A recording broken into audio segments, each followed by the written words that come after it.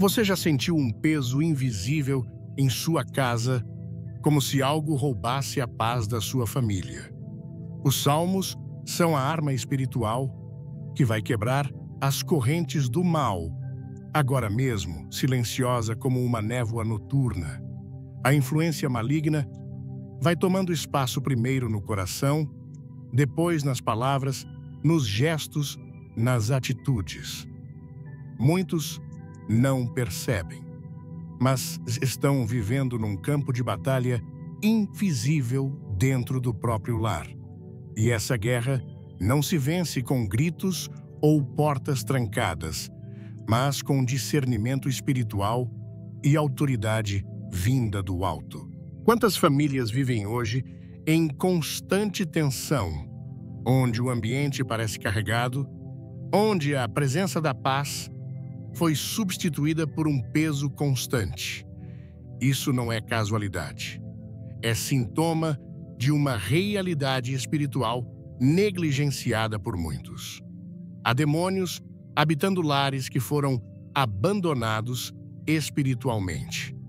Antes de começarmos, deixe um fogo nos comentários e se inscreva para não perder a revelação que vai abalar sua casa.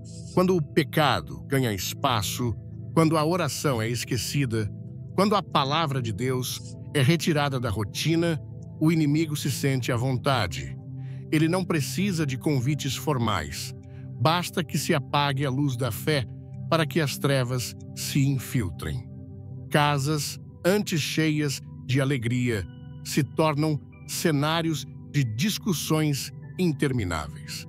Pais e filhos que antes se abraçavam, agora se evitam. A doença aparece, a insônia se instala, os sonhos desaparecem. E o que está por trás disso, muitos nem sequer ousam pensar. Influência maligna alimentada por brechas espirituais. É nesse contexto que o Salmo 91 se ergue como uma fortaleza. Ele não é apenas uma bela poesia bíblica. Ele é um escudo revelado por Deus para tempos de guerra. Conforme está escrito em Salmo 91, versos 1 e 2. Aquele que habita no esconderijo do Altíssimo, à sombra do Onipotente, descansará. Direi do Senhor: Ele é o meu Deus, o meu refúgio, a minha fortaleza, e nele confiarei. Repare bem, não é quem visita o esconderijo, é quem habita. Há uma diferença profunda entre frequentar, esporadicamente, a presença de Deus e fazer dela a sua morada. Muitos conhecem versículos, vão à igreja de vez em quando, mas não habitam em Deus. E é por isso que, apesar da religiosidade, vivem assolados espiritualmente. O texto sagrado continua: Direi do Senhor: Ele é o meu Deus, o meu refúgio, a minha fortaleza, e nele confiarei. Veja como a declaração de fé é o início do combate espiritual. O inimigo não teme palavras bonitas, mas se curva diante da fé verdadeira. Quando você declara que Deus é seu refúgio, você está colocando um limite espiritual para as forças das trevas. A partir desse ponto, não é mais a sua força que está em jogo, mas a do Deus Todo-Poderoso. A promessa segue em Salmo 91, verso 3. Porque ele te livrará do laço do passarinheiro e da peste perniciosa. Aqui está uma revelação crucial. Existem laços espirituais sendo armados todos os dias contra famílias.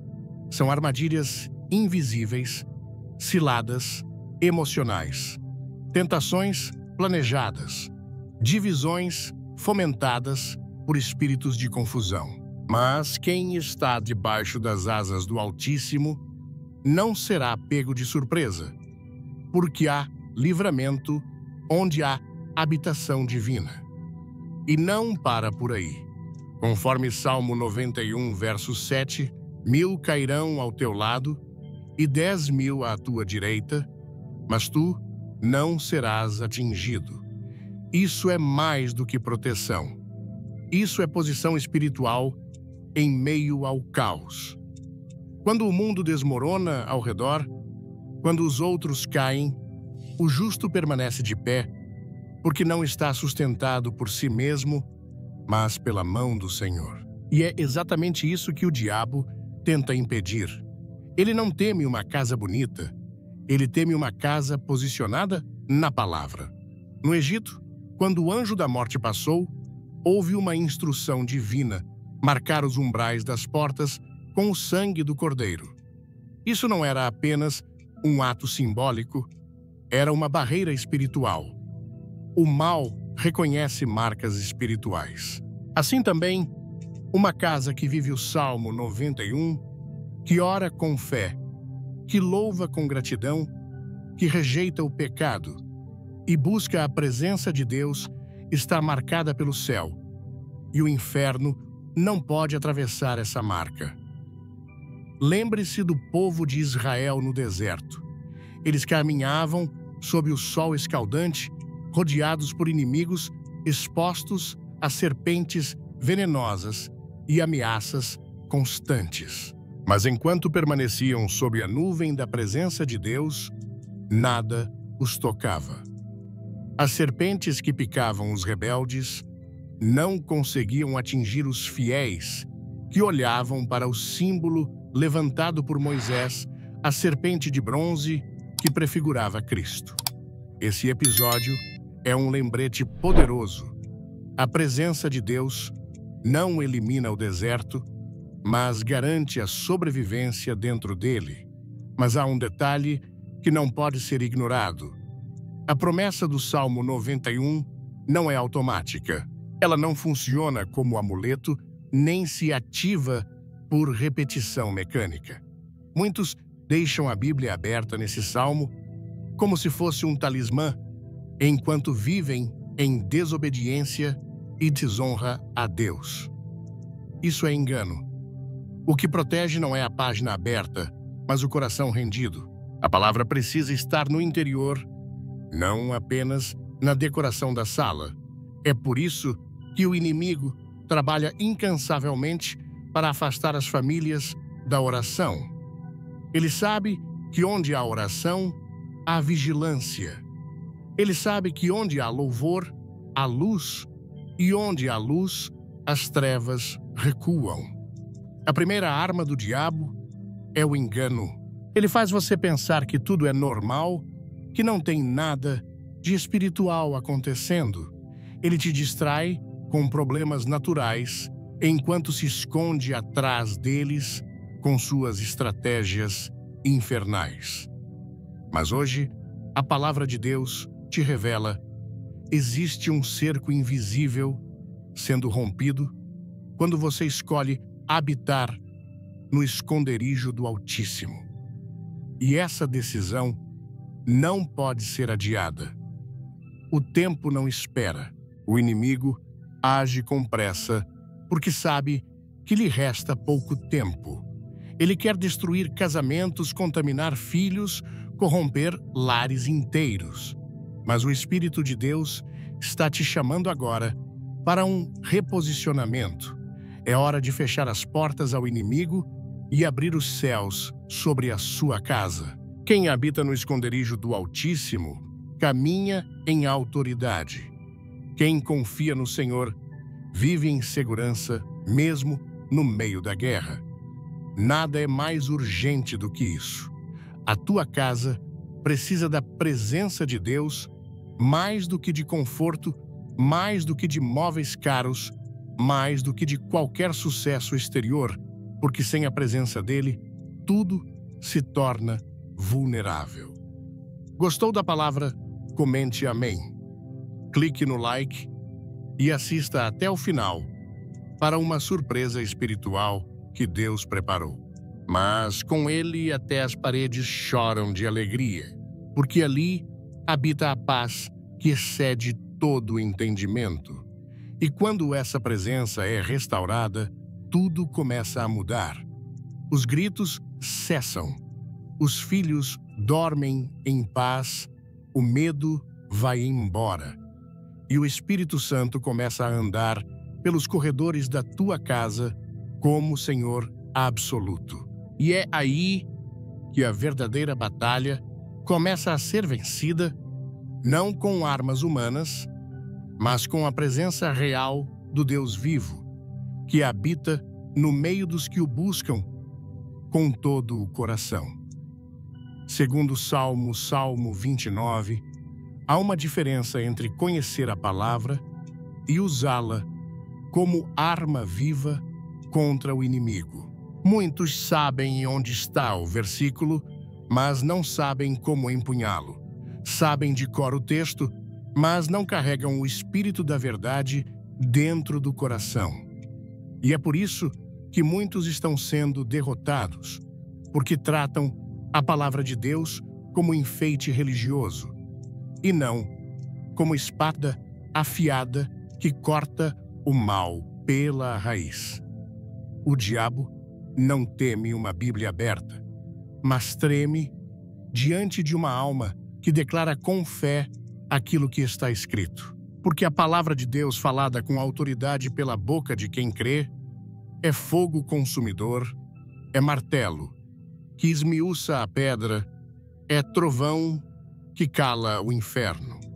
O Salmo 29 é uma revelação do poder que sai da boca de Deus.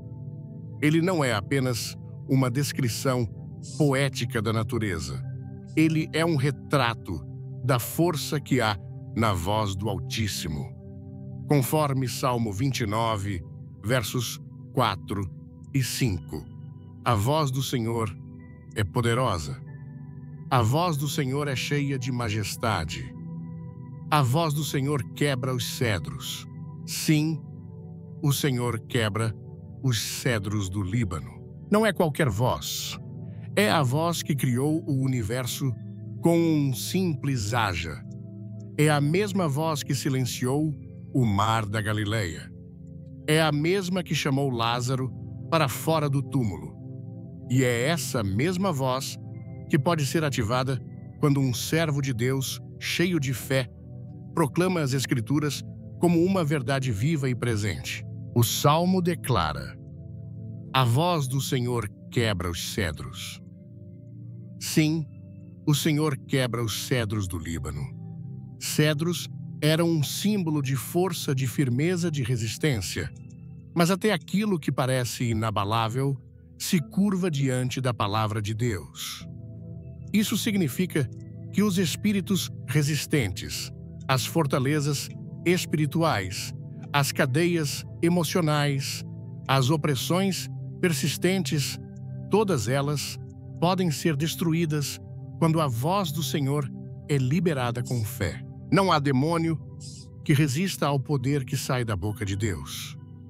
E quando um homem ou uma mulher fala a palavra com reverência e autoridade, é como se o próprio Deus estivesse falando de novo sobre a terra. Jesus nos deu esse exemplo de maneira clara. No deserto tentado pelo diabo, ele não usou argumentos humanos. Ele não entrou em discussões filosóficas. Ele não tentou raciocinar com Satanás. Ele simplesmente respondeu conforme Mateus 4, verso 4. Está escrito: nem só de pão viverá o homem, mas de toda palavra que sai da boca de Deus.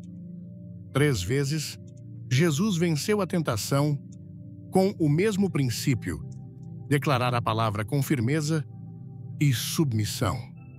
E aqui está um detalhe poderoso. As palavras que Jesus usou eram dos Salmos e de Deuteronômio. Ele não improvisou.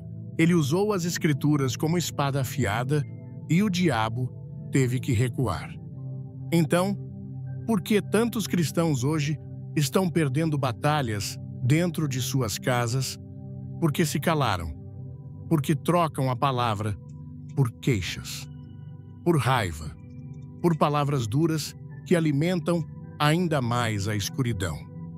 Não se vence treva com grito, se vence com luz, e a luz é a palavra de Deus proclamada com fé. A casa onde os salmos são declarados com convicção se torna uma fortaleza espiritual. Quando você diz com o coração e com a alma, conforme Salmo 23, verso 1, o Senhor é o meu pastor, e nada me faltará, ou Salmo 91, verso 7. 1000 cairão ao meu lado e 10.000 à minha direita, mas eu não serei atingido. Você não está apenas recitando algo bonito. Você está abrindo a boca para liberar a voz do céu sobre o ambiente da sua vida. Mas há uma condição: essa proclamação precisa vir de um coração submisso. A palavra na boca do rebelde não tem poder. Os filhos de Seva, em Atos 19, versos 13 a 16, tentaram expulsar demônios em nome de Jesus sem autoridade espiritual. E os demônios riram deles. Porque a autoridade não se imita, se vive. A palavra é espada apenas na mão daquele que vive, o que prega, que teme o que lê, que honra o que declara. Sem santidade não há impacto. Sem rendição não há fogo. O Salmo 29 continua no verso 7. A voz do Senhor despede chamas de fogo. Aqui não há metáfora fraca. Fogo na Bíblia sempre foi símbolo da presença ativa e purificadora de Deus. Quando a palavra é liberada com fé, ela queima o que é impuro, ilumina o que está oculto, consome o que é maligno. É por isso que os demônios odeiam casas onde se lê a Bíblia em voz alta, onde se recitam salmos antes de dormir, onde se proclama com sinceridade: este lar pertence ao Senhor. Mas hoje muitos cristãos estão desarmados. Conhecem o Salmo 23, mas nunca oraram com ele. Quer liberar o poder dos salmos na sua vida? Deixe um nos comentários. Inscreva-se e não pule o final. Tem algo especial para você. Sabem o Salmo 91 de memória, mas nunca o proclamaram com fé no quarto dos filhos. Sabem onde está o Salmo 29, mas nunca o leram em voz alta como quem segura uma espada. E é esse o erro fatal. A palavra precisa ser lida, proclamada, entronizada, não apenas lembrada. Os céus respondem à voz da fé. Os demônios se dobram diante da palavra viva. Mas o silêncio espiritual é convite para o caos. Não subestime o que sai da sua boca. Conforme Provérbios 18, verso 21. A morte e a vida estão no poder da língua. Se você quer ver sua casa livre da opressão, pare de repetir maldição e comece a declarar libertação. Mude o ambiente com a palavra. Transforme as madrugadas em altar. Faça do Salmo 29 uma oração de guerra. Diga com firmeza: a voz do Senhor quebra as resistências do inferno nesta casa. A voz do Senhor despede fogo sobre toda a maldição. A voz do Senhor sacode este deserto e faz nascer águas vivas. Não é sobre gritar, é sobre crer. A autoridade espiritual não está no volume da voz, mas na certeza do coração. Quando você se posiciona em fé, quando se levanta com a palavra como escudo e espada, o inferno treme, porque reconhece quem está debaixo da autoridade do céu. Cada salmo que você declara com reverência é uma flecha contra o inimigo. Cada versículo proclamado em oração é uma porta trancada para o mal. Cada palavra de Deus, dita com fé, é uma muralha ao redor da sua casa. E se você ainda duvida, olhe para o que o próprio Jesus disse em João 6, verso 63. As palavras que eu vos tenho dito são espírito e são vida. Quando falamos o que ele falou, liberamos o mesmo espírito que andava com ele. Quando declaramos os salmos como orações vivas, nos unimos ao louvor dos céus e acendemos fogo no acampamento do inimigo. E este fogo ninguém pode apagar, porque onde há a voz do Senhor, há poder. Onde há a palavra proclamada, há vitória. Onde há a fé declarada, há libertação. Não fique em silêncio. O silêncio de quem crê é terreno fértil para o ataque. Quebre esse ciclo agora. Abra os seus lábios. Proclame o Salmo 29 como espada, como fogo, como trovão. E verá que os inimigos que se levantaram contra você cairão diante da palavra viva do Deus Altíssimo. Terceiro Salmo. Salmo 24. Se o mal encontrou morada dentro de uma casa, não foi pelas paredes, mas pelo que foi permitido dentro do coração de quem ali vive.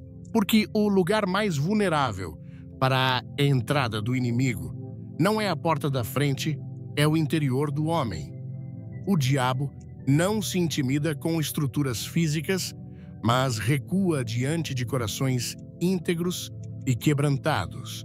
E é exatamente aqui que o Salmo 24 lança luz com uma pergunta que atravessa os séculos. Conforme Salmo 24, versos 3 e 4, quem subirá ao monte do Senhor?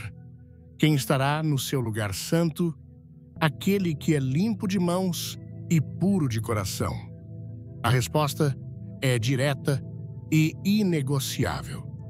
A batalha espiritual começa por dentro. Você pode expulsar demônios da sala da sua casa, mas se eles ainda encontrarem abrigo dentro das intenções do seu coração, eles não vão embora, apenas se disfarçam. Por isso, muitos vivem em ciclos repetitivos, sentem alívio por um tempo, mas logo tudo volta. Isso acontece porque a limpeza exterior, sem arrependimento interior, é apenas encenação religiosa.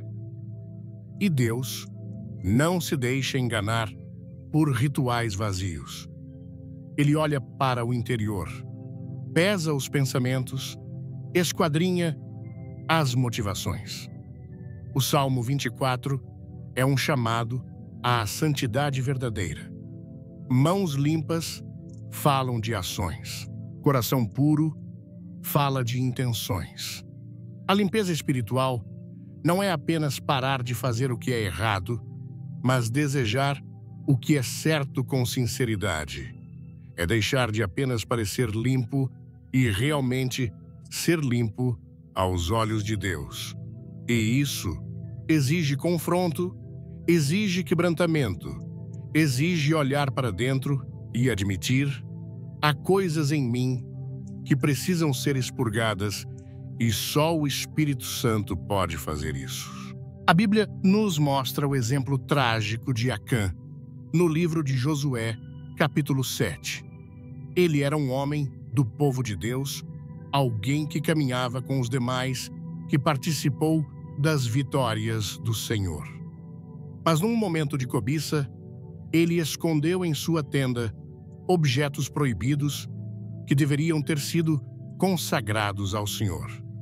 E por causa desse ato escondido, uma maldição caiu sobre todo o arraial. Se esta mensagem tocar seu coração, comente glória a Deus, dê um like e fique até o fim para uma bênção inesperada. O povo foi derrotado numa batalha que jamais deveria ter perdido. E Josué ficou sem entender o motivo até que Deus revelou. Em Josué 7, verso 11. Israel pecou e transgrediram o meu conserto que eu lhes tinha ordenado. Veja a seriedade disso. Um pecado escondido contaminou toda a congregação. O que estava enterrado na tenda de Acã trouxe derrota, tristeza, e a presença de Deus foi suspensa temporariamente do meio do povo. Isso nos mostra que não há como manter o pecado escondido e a bênção visível ao mesmo tempo. Mais cedo ou mais tarde, a podridão de dentro se manifesta nas rachaduras de fora.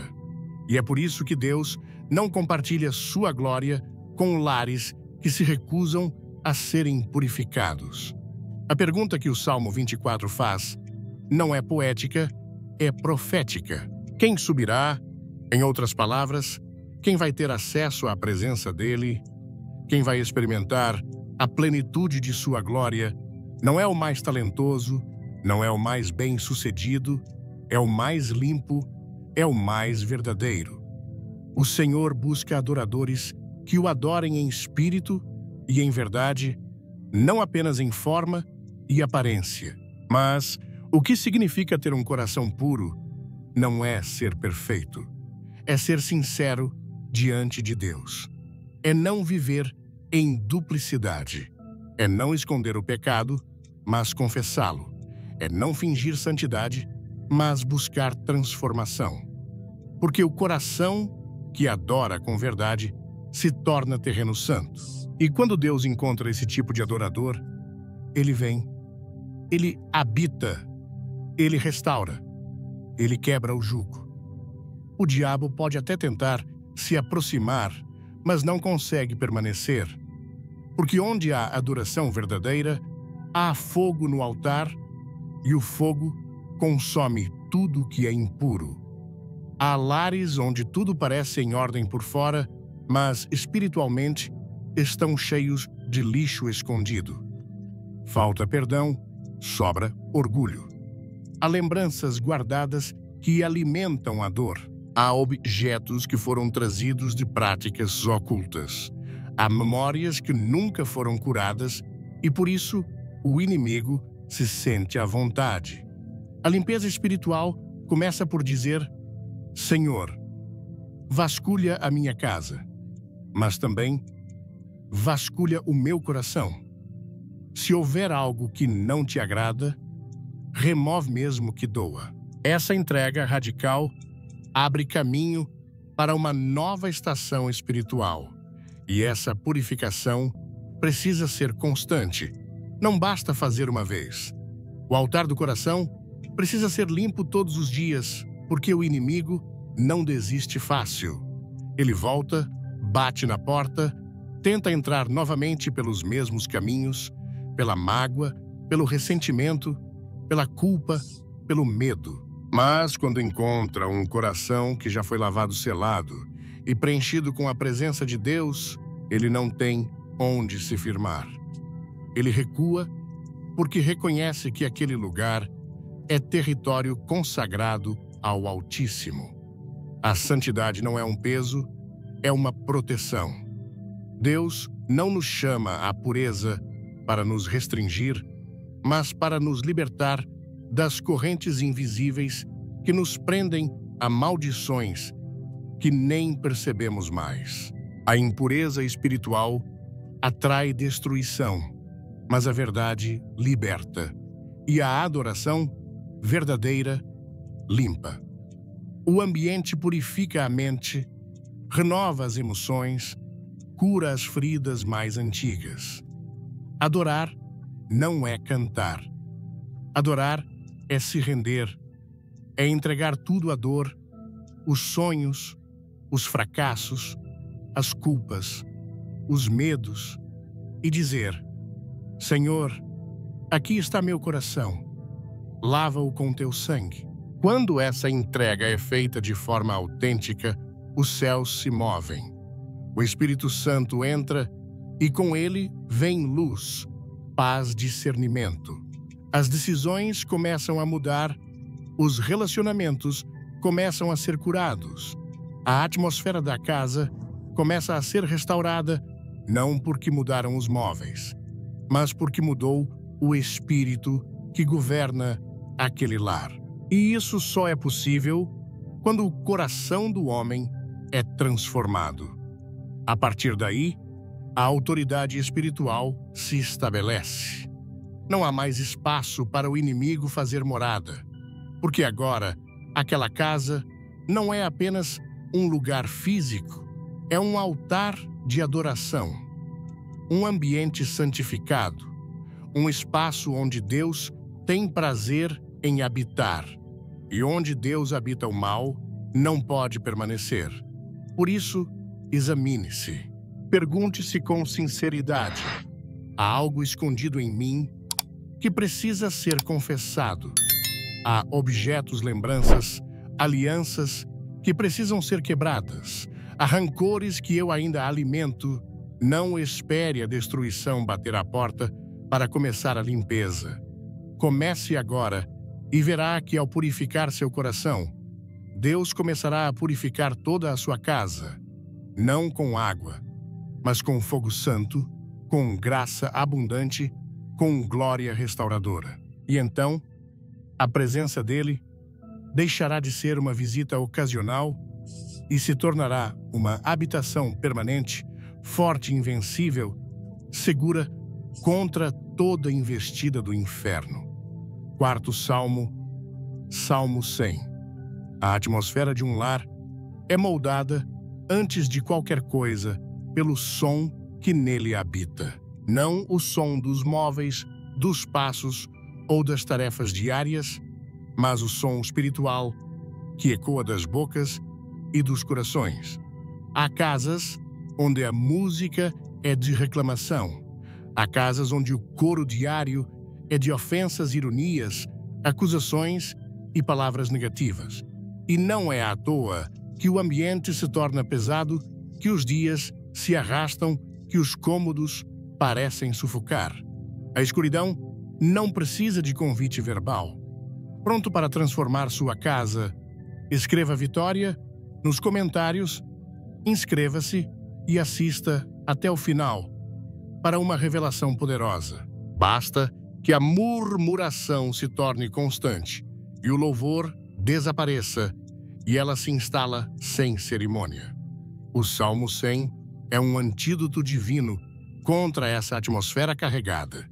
Ele começa com uma ordem, não um conselho. Conforme Salmo 100, verso 1, celebrai com júbilo ao Senhor todas as terras. Não se trata de um momento musical ou de um simples canto bonito. Trata-se de uma postura espiritual. Louvar a Deus com júbilo é abrir as janelas da alma para que a luz do céu entre. É transformar a casa em um altar vivo, onde há cânticos de louvor, resistência contra as trevas, onde há salmos entoados com gratidão, o território espiritual se santifica. As trevas detestam o som do louvor, porque o louvor lembra ao inferno aquilo que ele perdeu. A glória da adoração pura, a beleza de um coração rendido, o som que sobe como incenso ao trono de Deus.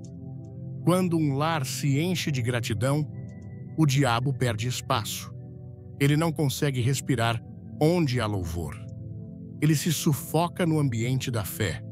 Por isso, um dos maiores ataques espirituais do inimigo é calar os lábios dos filhos de Deus, substituir louvor.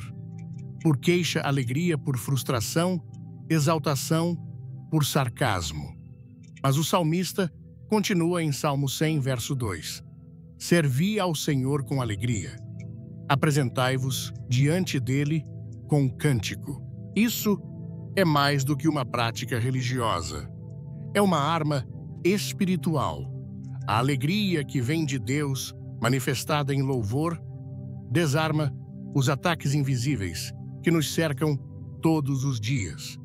E não precisa de grandes instrumentos ou técnicas. Basta um coração sincero, uma voz que se levanta, uma melodia nascida da gratidão. Deus habita no meio dos louvores, e se ele habita, o mal não resiste.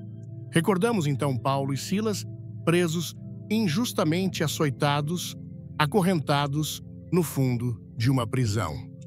Eles tinham todos os motivos humanos para se calar, se revoltar ou se entregar ao desespero. Mas a Bíblia diz, em Atos 16, verso 25, por volta da meia-noite, Paulo e Silas oravam e cantavam hinos a Deus, e os outros presos os escutavam. E naquele instante, a terra tremeu. As portas se abriram e as correntes se quebraram. Louvor na escuridão, adoração em meio à dor, cântico em meio à prisão. Foi isso que moveu o céu e rompeu as cadeias do inferno.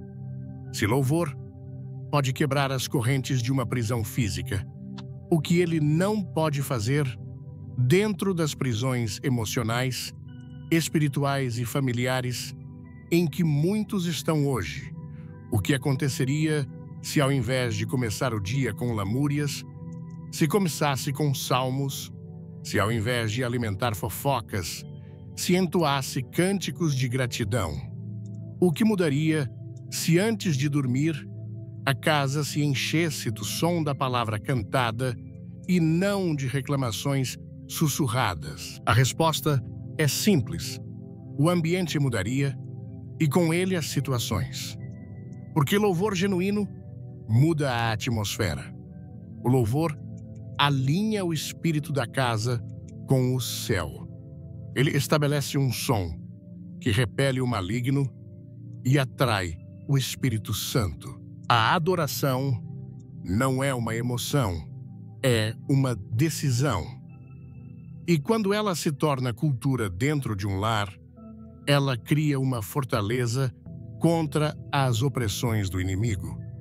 O Salmo 100 segue dizendo no verso 3: Sabei que o Senhor é Deus. Foi Ele quem nos fez e dele somos. Somos o seu povo e rebanho do seu pasto. Essa consciência de pertencimento torna o louvor verdadeiro. Quem sabe a quem pertence, louva com confiança. Quem entende que é cuidado por Deus, canta mesmo no vale. A adoração que nasce da identidade, e não apenas da circunstância, é a mais poderosa porque ela não depende do momento, mas da convicção do coração. E então, o salmista declara em Salmo 100, verso 4: Entrai pelas portas dele com gratidão e em seus átrios com louvor. Rendei-lhe graças e bendizei o seu nome. Isso é um chamado para cada família, uma convocação para transformar a casa num lugar de entrada para a presença de Deus. A porta da casa precisa ser a porta da gratidão. Os cômodos precisam se tornar átrios de louvor. As refeições precisam ser temperadas com reconhecimento. As conversas precisam ser regadas com ações de graças. O lar, onde isso acontece, vira um território de resistência contra o maligno. Os demônios não conseguem permanecer onde há honra ao nome de Deus. Eles não suportam a alegria que nasce do louvor, porque ela os lembra de que foram derrotados, vencidos, expulsos. Eles não conseguem se esconder onde há luz. E o louvor é luz, é lâmpada acesa no meio da noite espiritual. É fogo sobre o altar. É clarão no vale da sombra da morte. Por isso, é necessário ser vigilante, porque o diabo tenta mudar o tom da casa, influenciando os sentimentos, usando situações cotidianas para roubar a gratidão. Mas quem vigia percebe o jogo espiritual e não cede. Em vez de se render à tristeza, canta. Em vez de se entregar à raiva, louva. Em vez de amaldiçoar, exalta. E esse tipo de resposta abala o reino das trevas, porque é uma resposta contrária à lógica do inferno. É fé em forma de melodia. É resistência em forma de adoração. Quando os salmos são cantados em casa, o espírito do lar é edificado. Eles são mais que letras. São declarações de guerra contra a opressão. São como tochas acesas nas janelas. São como muralhas sonoras ao redor da família.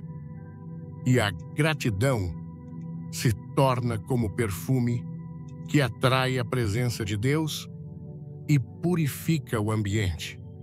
A palavra nos diz, em 2 Timóteo 4, versos 3 e 4, porque virá tempo em que não suportarão a sã doutrina, mas tendo comichão nos ouvidos, amontoarão para si doutores conforme as suas próprias concupiscências e desviarão os ouvidos da verdade, voltando às fábulas. Mas também nos revela que Deus procura adoradores e Ele os encontra onde há um lar que canta, onde há uma mãe que louva, enquanto cozinha, um pai que canta salmos, enquanto ora pelos filhos. Filhos que aprendem desde cedo que a alegria do Senhor é a força da casa. Esse tipo de lar se torna inexpugnável. Não porque não haja lutas, mas porque há louvor. Não porque não haja ataques, mas porque há glória habitando entre os cânticos. E essa glória muda tudo. Onde ela está, a enfermidade perde domínio. O medo se dissolve, a amargura se transforma, a casa se reveste de luz, e onde há luz, as trevas simplesmente não podem permanecer. 5º Salmo, Salmo 112. Existem lares onde o mal se instalou antes mesmo das crianças nascerem. Famílias que carregam geração após geração um ciclo invisível de destruição. São histórias que se repetem pais, que abandonam filhos que crescem em revolta lares, tomados por vícios, doenças que se arrastam como heranças, tragédias em série, divisões intermináveis. E muitas vezes ninguém entende por quê. Mas o que está acontecendo ali não é coincidência. É um sistema espiritual hereditário que foi ativado por portas abertas no passado. E esse tipo de maldição não respeita diplomas, boas intenções ou esforço humano. Ela só é quebrada quando se levanta alguém com autoridade espiritual para dizer: basta aqui, essa cadeia termina. Essa linhagem será redimida pelo Senhor. O Salmo 112 revela um segredo poderoso, conforme Salmo 112, versos 1 e 2. Bem-aventurado o homem que teme ao Senhor e se compraz nos seus mandamentos. A sua descendência será poderosa na terra. A geração dos justos será abençoada. Veja, o temor ao Senhor não abençoa apenas o indivíduo, mas transforma o destino de sua linhagem. Deus não se limita a alcançar o coração de um servo fiel. Ele estende sua mão sobre os filhos, os netos, os bisnetos. Isso significa que a obediência de hoje rompe com a maldição de ontem e planta a bênção no amanhã. Mas para isso acontecer, é preciso confrontar a herança maligna que foi deixada. E muitos se recusam a olhar para trás, preferem ignorar, fingir que não houve idolatria, adultério, injustiça, feitiçaria ou violência no histórico familiar. Mas enquanto houver pecados não confessados e pactos não quebrados, haverá legalidade para o inimigo agir. Gideão precisou aprender isso. Quando Deus o chamou para libertar Israel, A primeira coisa que o Senhor ordenou não foi que ele pegasse armas, mas que derrubasse o altar de Baal, que estava na casa de seu pai, conforme Juízes 6, verso 25.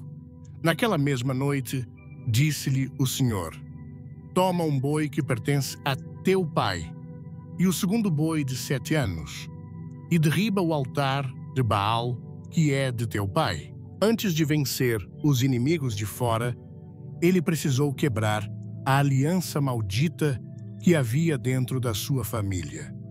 A idolatria de gerações passadas ainda contamina muitas casas.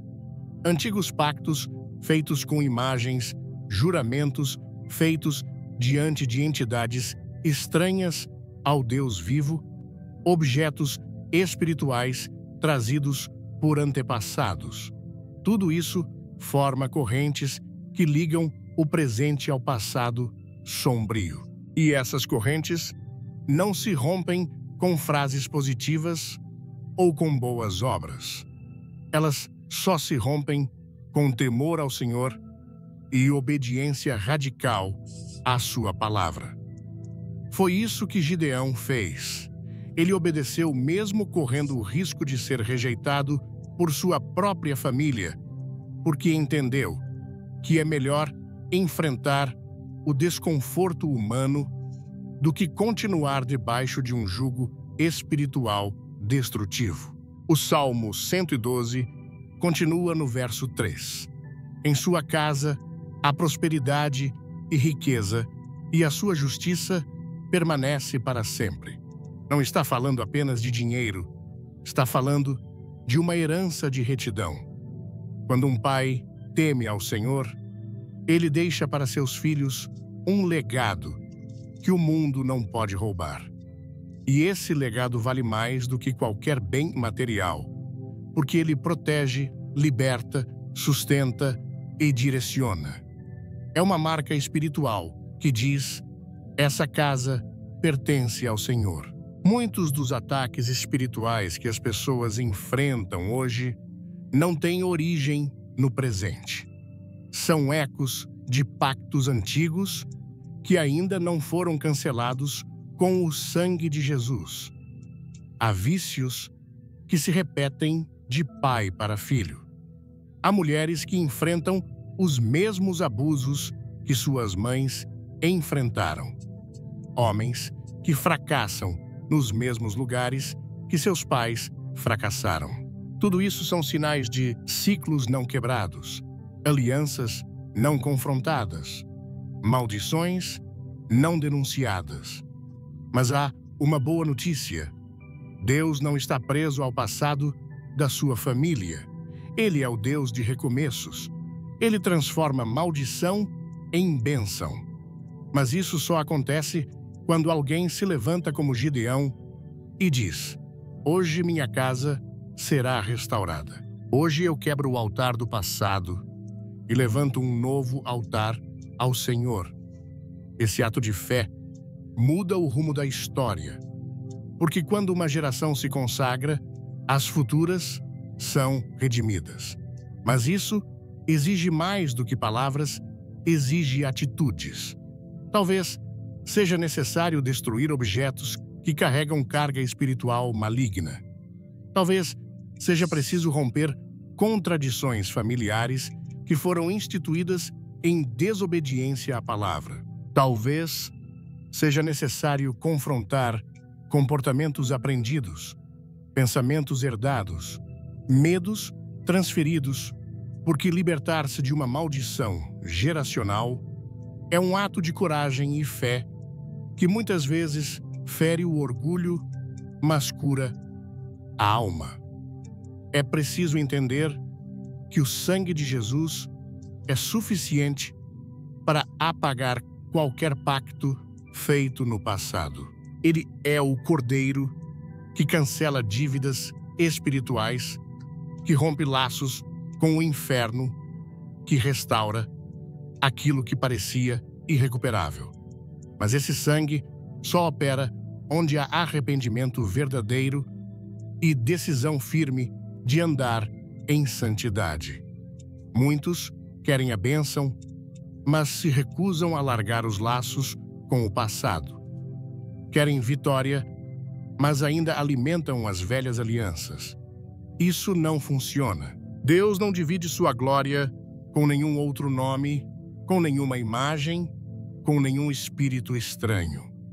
A libertação que o Salmo 112 anuncia não é para quem vive na superficialidade, é para quem teme ao Senhor, quem guarda os mandamentos com reverência, quem leva a sério a voz do Espírito Santo, porque é esse tipo de temor que atrai a bênção sobre os filhos.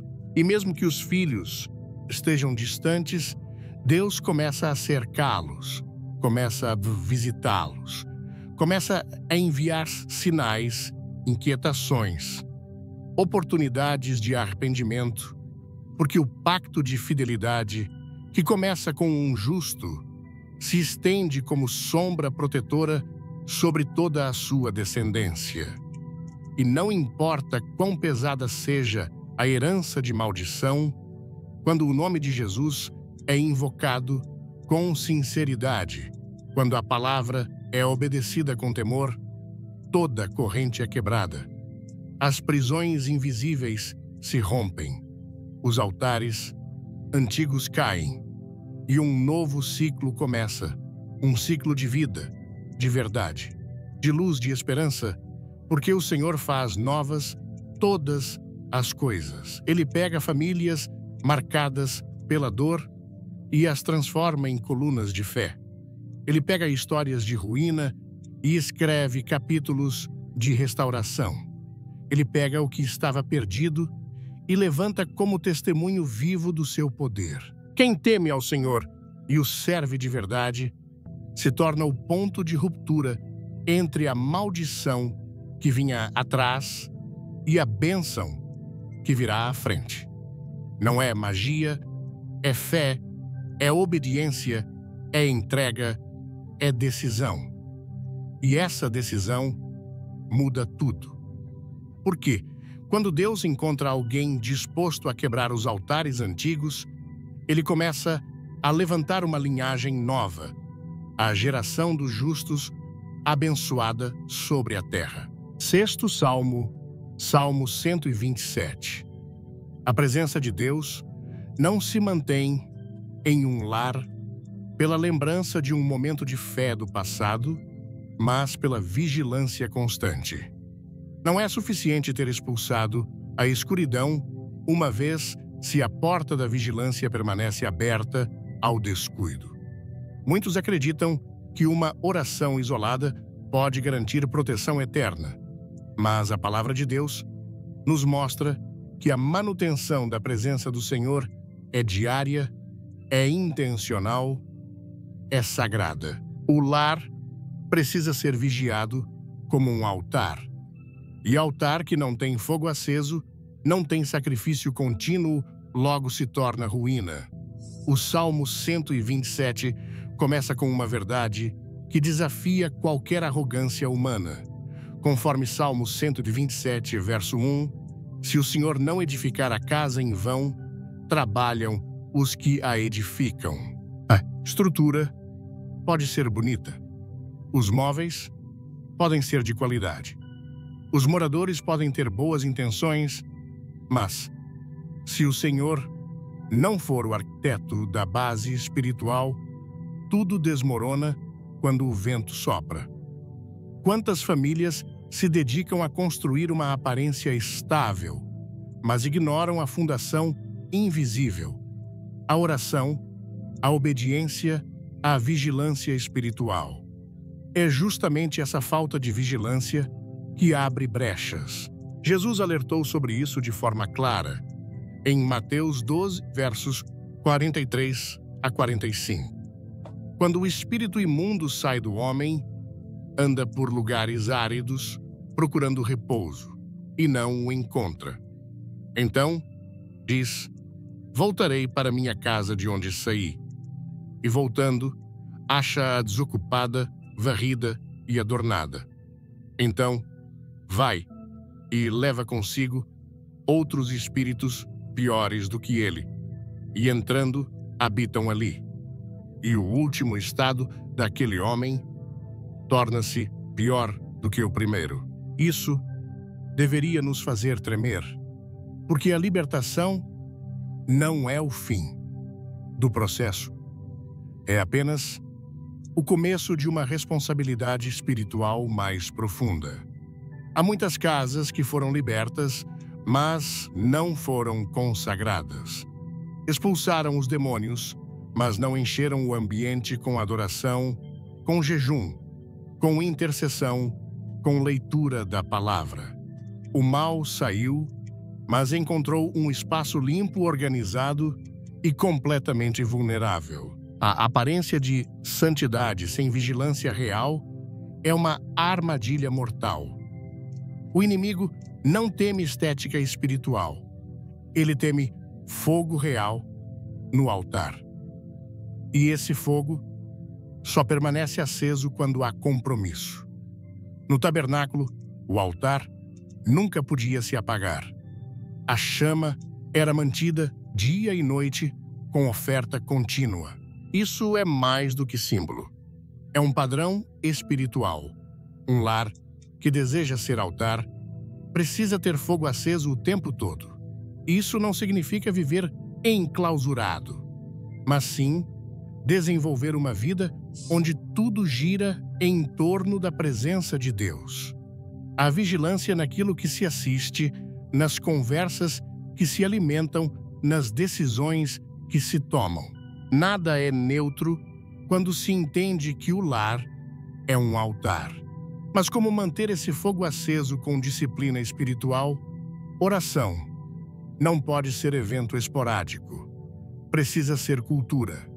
Jejum não pode ser prática emergencial. Precisa ser estratégia regular. A palavra não pode ser decorativa. Na estante, precisa ser o alimento principal da casa. Tenho o Espírito Santo. Deixe-me dizer isso, não é algo que você precisa de um diploma de teologia para entender. Você não precisa de credenciais penduradas na parede. Se o Espírito habita em você, haverá evidências, haverá indicadores espirituais, haverá rastros de fogo correndo pela sua alma. E quando esses sinais começarem a aparecer em sua vida, você perceberá que não é mais apenas religião, é uma revolução santa se desenrolando dentro de você. Um dos primeiros sinais é você desenvolve um ódio pelo pecado. Não estou dizendo que você se torna impecável. Estou dizendo que você não consegue mais se sentir à vontade vivendo no pecado. Você não pode rir do que o mundo acha engraçado quando isso desonra a Deus. Você não pode se deleitar com o que a cultura chama de entretenimento se isso entristece o espírito. Algo dentro de você dói, algo no fundo de você lamenta. Isso não é culpa humana, é a convicção trazida pelo Espírito Santo. Quando ele entra, ele traz santidade consigo. Ele purifica. Ele vira as mesas no templo do seu coração. Você não se afasta do pecado apenas por medo do julgamento. Você se afasta dele porque isso fere o coração do seu Pai. É assim que você reconhece que o Espírito Santo está ativo em você. Sua consciência se afia, seu coração amolece e seus ouvidos se sintonizam com a voz dele. Você começa a se arrepender não apenas dos erros óbvios que o mundo condena, mas também das coisas ocultas, os pensamentos discretos, as intenções sutis, as posturas internas que não trazem prazer a ele. Aqui está outro sinal. Você desenvolve um apetite profundo pela palavra de Deus. Um apetite que nada mais pode satisfazer. Não estou falando de folhear a Bíblia casualmente, como se fosse uma revista. Estou falando de consumi-la, como se a sobrevivência da sua alma dependesse disso, porque depende. Quando o Espírito de Deus vive em você, as Escrituras ganham vida. As palavras saltam da página, elas falam diretamente às suas circunstâncias, elas cortam o coração. Você lê e se sente nutrido. Você reflete e isso o purifica. Você ouve a voz dele ecoar através de cada linha. Este mundo oferece barulhos sem fim, televisão, redes sociais, entretenimento, rotinas agitadas. Mas quando o Espírito Santo reside em você, nada disso satisfaz como a presença de Deus. Você começa a ansiar por quietude com Ele. Você deseja momentos a sós apenas para falar com Jesus. Não para impressionar, não para apostar, mas porque você ama o Salvador. Ele é o seu fôlego, a voz dele o estabiliza, e a palavra dele o sustenta como pão diário. E aqui está algo que o inimigo despreza. Quando o Espírito Santo habita em você, você começa a amar os outros com um amor que não é deste mundo. Não estou falando de se dar bem com pessoas que o tratam bem. Não estou falando de mera tolerância. Estou falando de amar aqueles que se opõem a você, abençoar aqueles que o amaldiçoam e orar por aqueles que o desprezam. Você não faz isso por sua própria vontade. Você faz isso porque o amor de Deus foi derramado em seu coração pelo Espírito do Deus vivo. Quando alguém está sofrendo, você sente a dor dele. Quando a injustiça surge, seu espírito reage. Você é levado a dar, a servir, a se doar. Você não faz isso por reconhecimento. Você é movido por uma compaixão santa. E esse tipo de compaixão não vem de você, ela flui do céu.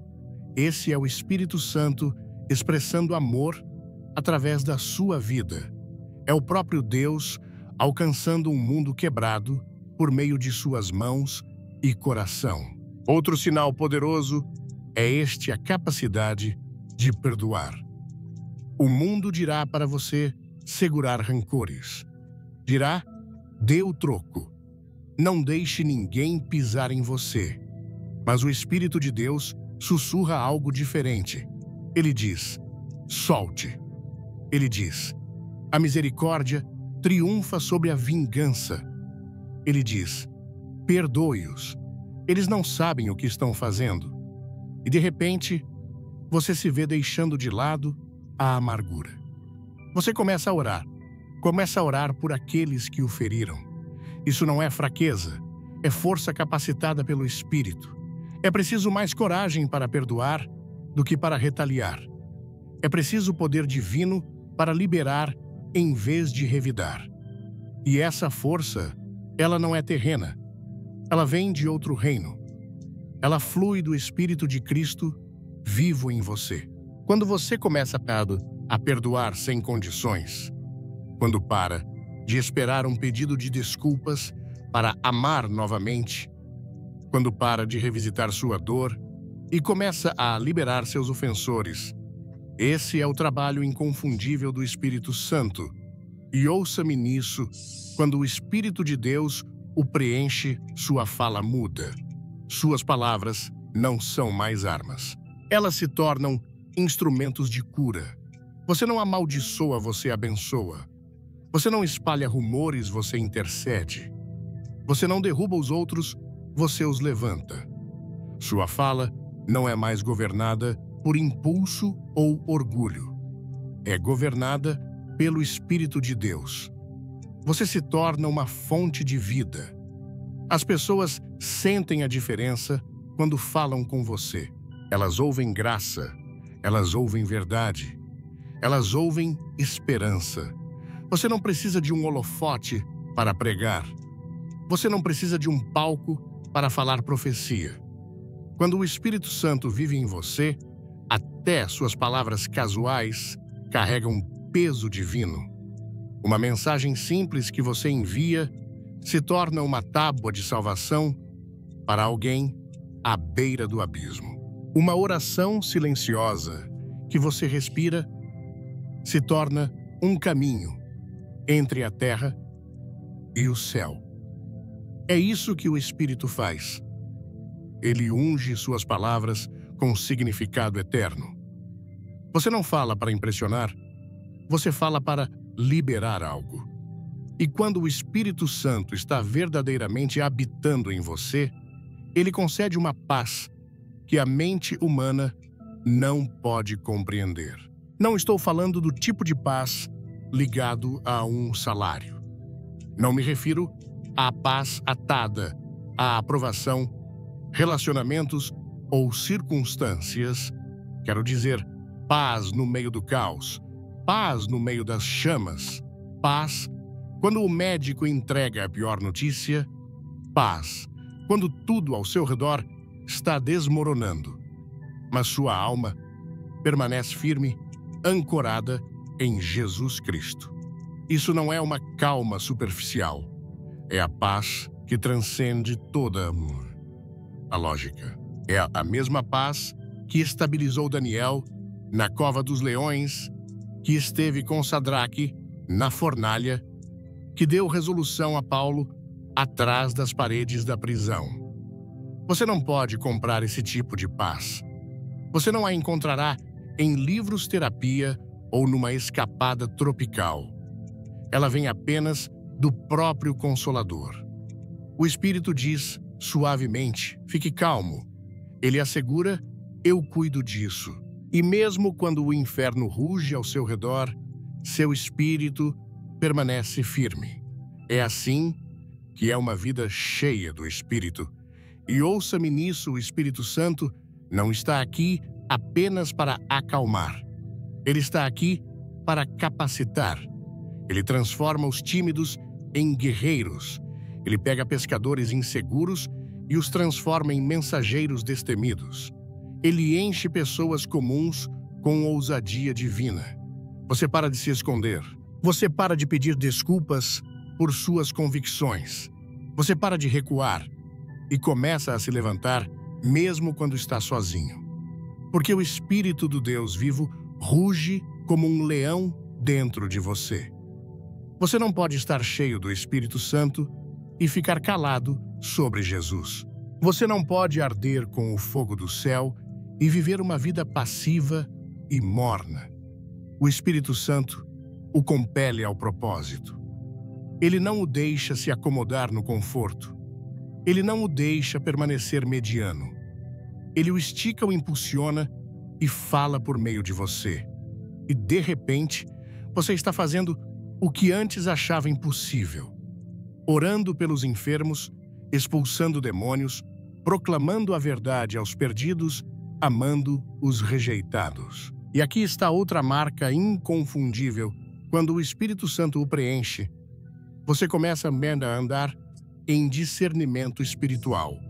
Não estou falando de ser desconfiado. Não estou falando de paranoia.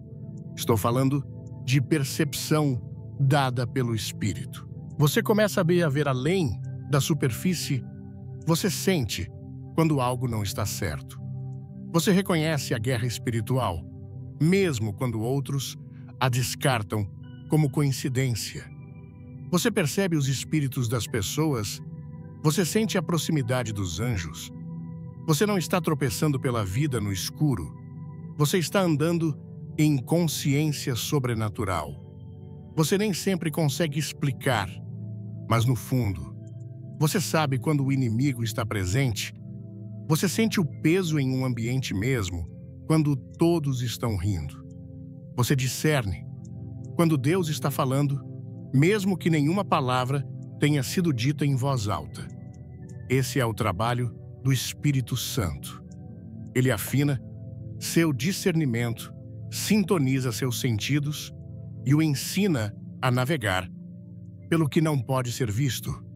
Enquanto o mundo confia na visão, aqueles guiados pelo Espírito andam pela fé, guiados pela revelação.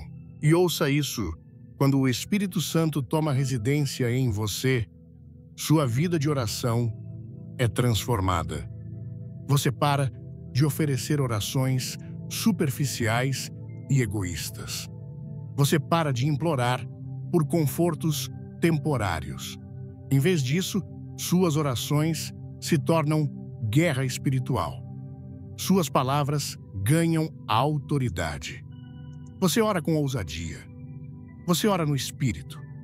Você ora até que as correntes sejam quebradas, até que as barreiras desmoronem, até que os anjos intervenham e a escuridão fuja. Sua sala de oração se torna seu campo de batalha e suas palavras se tornam sua espada.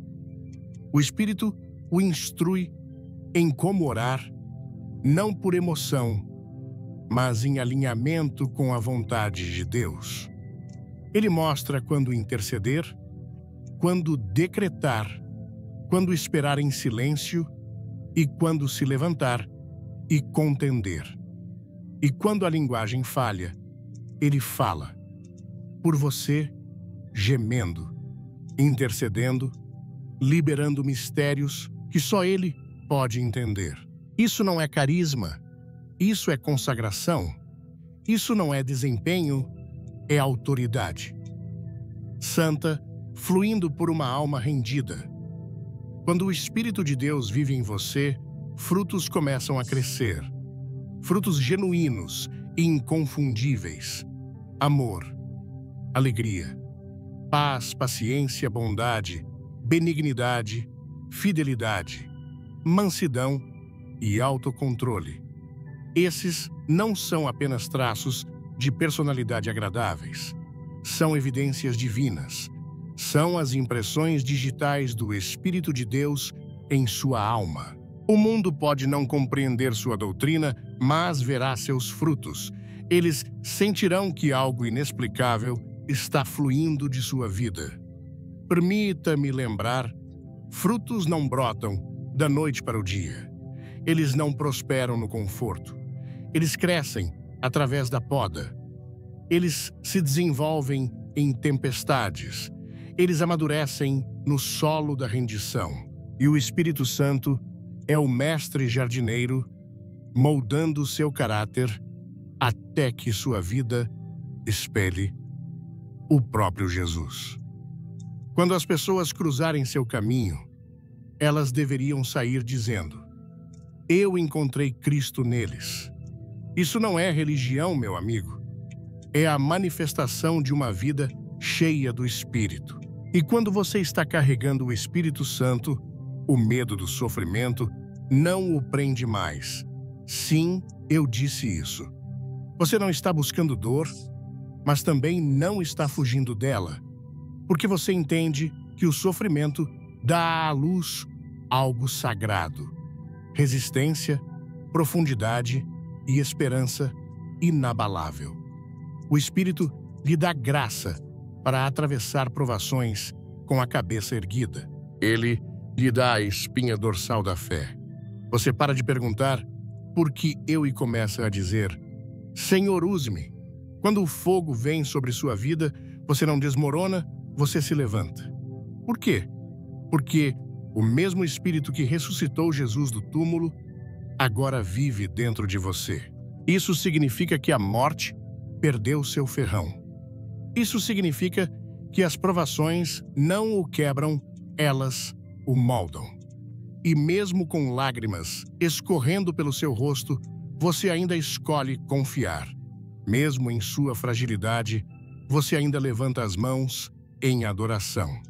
É quando o mundo realmente vê o poder do Espírito Santo em plena exibição, não em momentos de facilidade, mas quando seu louvor resiste às chamas.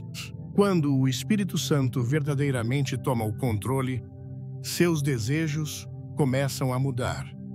Você não deseja mais as coisas que antes desejava. O que costumava entreter sua carne, agora perturba sua alma. O que antes trazia prazer, agora traz tristeza. Você não acha mais graça no pecado. Você não flerta mais com o compromisso. Você começa a ter fome pelo que é justo. Você tem sede pelo que é puro.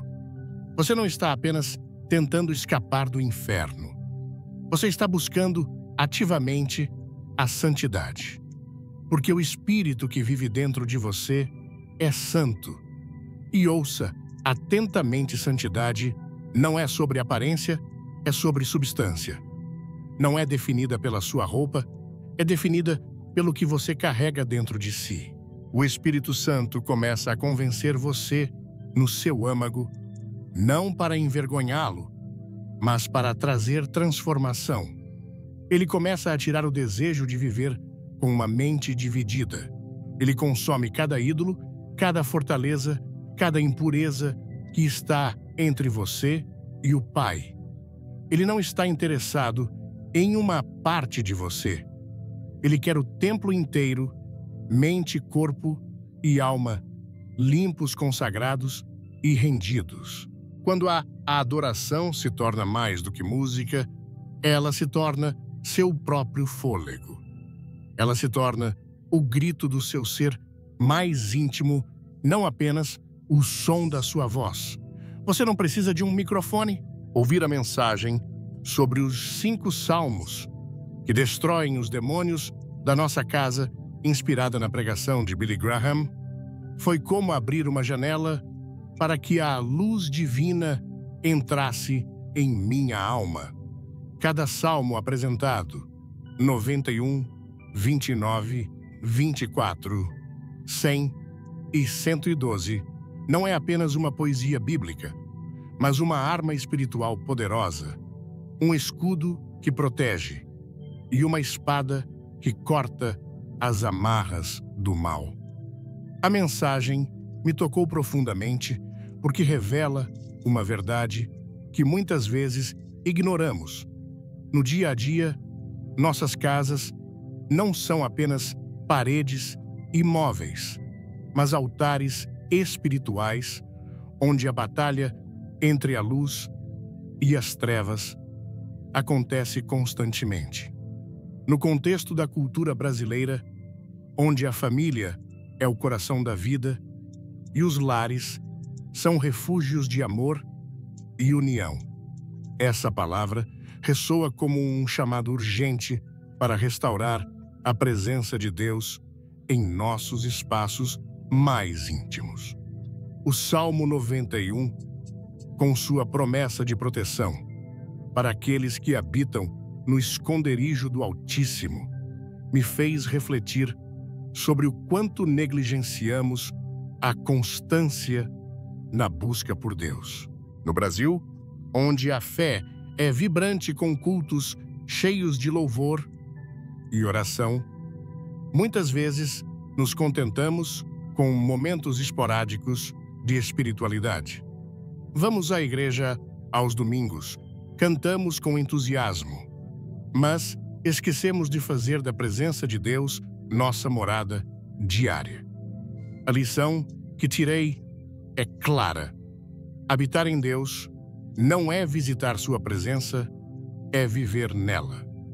Para aplicar isso, comecei a reservar um momento diário em casa para orar o Salmo 91 com minha família, declarando que somos protegidos pelo Senhor.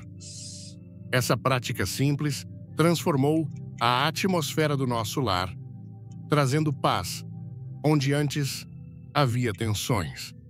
O Salmo 29, com sua ênfase na voz poderosa do Senhor que quebra os cedros, me impactou ao mostrar que a palavra de Deus, quando proclamada com fé, é mais forte que qualquer obstáculo. No Brasil, onde enfrentamos desafios como dificuldades financeiras, violência urbana e crises familiares, muitas vezes nos sentimos impotentes. Mas a mensagem me lembrou que não lutamos com armas humanas, mas com a autoridade divina. Comecei a aplicar isso declarando os salmos em voz alta em casa, especialmente em momentos de conflito ou medo. Por exemplo, quando discussões surgem entre meus filhos, agora paramos, oramos e lemos o Salmo 29, pedindo que a voz do Senhor traga ordem ao caos. Essa prática fortaleceu nossa unidade e nos lembrou que Deus está no controle. O Salmo 24, com sua pergunta sobre quem subirá ao monte do Senhor, me confrontou com a necessidade de santidade. No Brasil, onde a cultura é rica em celebrações e tradições, às vezes misturamos práticas espirituais que não agradam a Deus. Objetos de superstição ou rancores guardados no coração podem abrir brechas para o inimigo. A lição que aprendi é que a verdadeira adoração exige mãos limpas e um coração puro. Apliquei isso examinando minha casa e meu coração, confessando pecados escondidos e removendo qualquer coisa que pudesse ser uma aliança com o mal. Por exemplo, joguei fora amuletos que herdei de familiares, não por medo, mas por obediência. Essa limpeza espiritual trouxe uma leveza nova ao nosso lar, como se o Espírito Santo tivesse espaço para circular livremente. O Salmo 100, com seu chamado ao louvor com júbilo, tocou meu coração brasileiro que ama música, dança e celebração. No entanto, percebi que muitas vezes nosso louvor é apenas uma reação emocional, não uma decisão espiritual. A mensagem me ensinou que o louvor é uma arma que expulsa as trevas. Comecei a incorporar o Salmo 100 em nossas refeições familiares, cantando hinos e agradecendo a Deus antes de comer. Essa prática tão comum em muitas casas brasileiras tornou-se mais intencional, transformando nossa mesa em um altar de gratidão. O resultado foi imediato, menos reclamações, mais alegria e uma conexão mais profunda entre nós. O Salmo 112, com sua promessa de bênçãos para a descendência dos justos, me fez refletir sobre o legado espiritual que estou deixando. No Brasil, onde as gerações muitas vezes carregam cicatrizes de traumas passados, como abandono ou vícios, esse salmo é uma esperança viva. A lição que tirei é que minha obediência hoje pode quebrar maldições e abrir portas para as futuras gerações.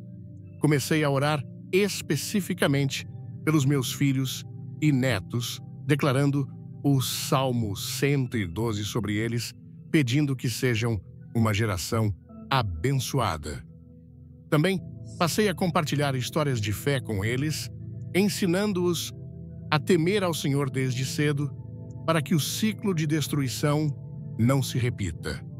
Essa mensagem também me confrontou com a importância da vigilância espiritual, como ensina o Salmo 127, que foi mencionado na pregação.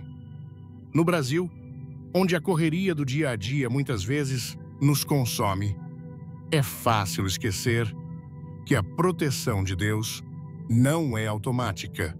A lição é que um lar precisa ser um altar com fogo constante. Apliquei isso criando uma rotina de oração matinal e noturna, onde lemos a Bíblia e oramos juntos. Mesmo em dias cansativos, esse compromisso mantém o fogo aceso, protegendo nossa casa de influências malignas.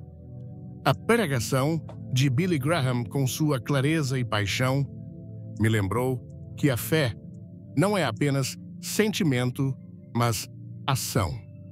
No Brasil, onde a religiosidade é forte, muitas vezes nos contentamos com rituais sem transformação.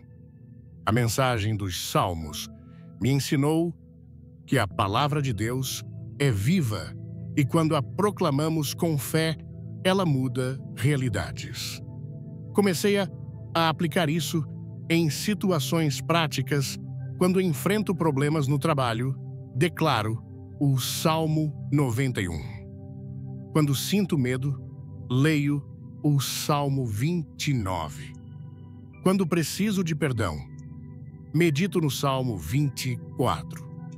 Esses salmos se tornaram minha armadura diária, me ajudando a enfrentar os desafios com coragem e confiança.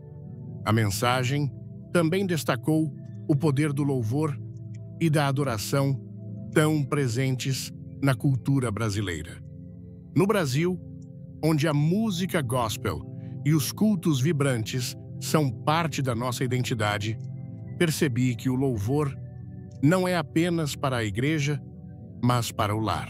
Apliquei isso transformando momentos simples, como lavar louça ou dirigir em oportunidades para cantar salmos e hinos.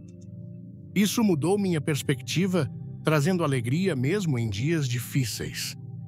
Também notei que quando louvo minha família, se junta criando uma atmosfera de paz que afasta qualquer peso espiritual. Por fim, a mensagem me ensinou que a santidade não é um peso, mas uma proteção. No Brasil, onde enfrentamos tentações diárias, desde a corrupção até a desunião familiar, a pureza de coração é nossa maior defesa. Apliquei isso sendo mais intencional nas minhas escolhas. Evito conteúdos que poluem minha mente, busco perdoar rapidamente e confesso meus erros a Deus. Essa disciplina trouxe uma liberdade que eu nunca imaginei, como se minha casa e meu coração fossem um terreno santo onde o inimigo não tem espaço. Esses 5 salmos me ensinaram que a batalha espiritual é real, mas a vitória é certa quando vivemos na presença de Deus. No contexto brasileiro, onde a fé é um pilar, mas os desafios são muitos, essas lições são um chamado à ação. Cada salmo é uma ferramenta para transformar lares, curar feridas e quebrar cadeias. Minha maior lição é que a presença de Deus não é algo que esperamos, é algo que construímos com oração, louvor e obediência. Que possamos, como brasileiros apaixonados por Deus, fazer de nossas casas altares onde o Espírito Santo reina, onde as trevas fogem e onde a glória de Deus brilha.